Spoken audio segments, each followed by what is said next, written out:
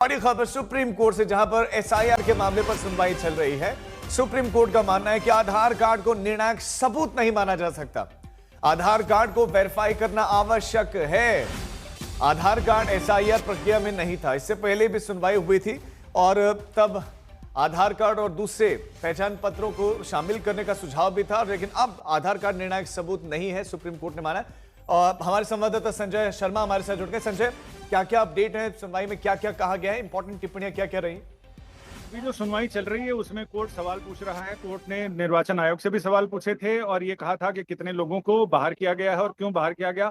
इस पर निर्वाचन आयोग ने कहा कि उसने ब्रेकअप बताया है कि 65 लाख लोगों की बात जो कही जा रही है, इसमें निर्वाचन आयोग के वकील राकेश द्विवेदी जी जो सीनियर एडवोकेट हैं, उन्होंने बताया है कि कितने लोग इसमें मृत हैं, कितने लोग हैं जो कितने लाख लोग हैं, सारा ब्रेकअप बताया है, जो परमानेंटली किसी दूसरे स्टेट या शहर में शिफ्ट हो चुके हैं, और कितने लाख लोग ऐसे हैं जिनके दोहरे कार्ड बने हुए थे, जैसा कि तेजस्वी यादव और विधानसभा में जो उप सभापति हैं, उन सभी लोगों के दोहरे कार्ड बने हुए थे और जिनका पता चला है, जिनमें उनके एक जगह के कार्ड हटाए गए हैं।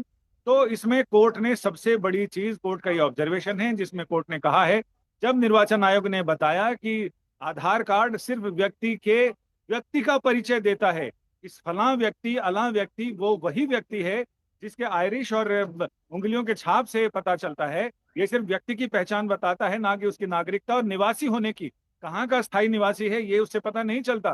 दिल्ली के अधिकार आधार कार्ड वाला आदमी बिहार में जाकर वोटर हो सकता है, लेकिन वो बिहार का वोटर है, इसके लिए उसको बाकी अन्य दस्तावेज देने पड़ेंगे। और कोर्ट ने भी ये कहा है कि वो सिर्फ पहचान का दस्तावेज है, नागरिकता का दस्तावेज नहीं। लिहाजा अब ऐसे में लग रहा है कि ये मामला निर्वाचन आयोग की तरफ झुकता हुआ लग रहा है, लेकिन इसमें जो चीजें बताई जा रही हैं, कोर्ट ने पिछली सुनवाई में भी कहा था कि कम से कम 15 लोग तो ऐसे लेके आइए आप जो जीवित हों और जिनको निर्वाचन आयोग की ड्राफ्ट लिस्ट में उनको मृत बताया गया हो। तो ये कहा गया, कपिल सिब्बल ने जो सीनियर एडवोकेट हैं, याचिकाकर्ताओं के पैरवी कर रहे हैं, उन्होंने बताया कि बहुत सारे लोग ऐसे हैं जो जिंदा हैं लेकिन उनको लिस्ट में मरा हुआ बताया गया है। निर्वाचन आयोग ने कहा कि त्रुटियां होंगी, इसीलिए 2 महीने का जो वक्त है, 1 महीने का वक्त लोगों को शिकायतें दर्ज कराने का और 1 महीने का वक्त उसको दुरुस्त करने का, यानी उसके बाद फाइनल रोल तैयार होगा, इलेक्टोरल रोल। तो ये कहा है कि उसमें मानवीय भूलें हो सकती हैं, वही सुधारने के लिए हमने अभियान चला रखा है और सारे लोगों को ये जानकारी दे दी गई है, अखबारों में विज्ञापन छपा दिए गए हैं, इसके साथ ही हमारे बीएलओ जा रहे हैं। लेकिन इसके बावजूद आज तक ने जो खबर दिखाई है उसमें भी बहुत सारी ऐसी गड़बड़ियां हैं जिनको समय रहते दुरुस्त करना जरूरी है।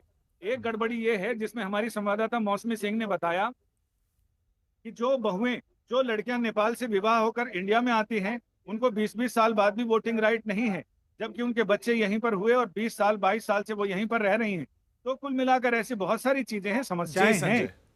आयोग भी ये कह रहा है कि समस्याओं से इनकार नहीं किया जा सकता, लेकिन समस्याओं को सुधारने का होती हैं, उनको दुरुस्त किया जा सकता है। बहुत शुक्रिया संजय आपका इस तमाम जानकारी के लिए।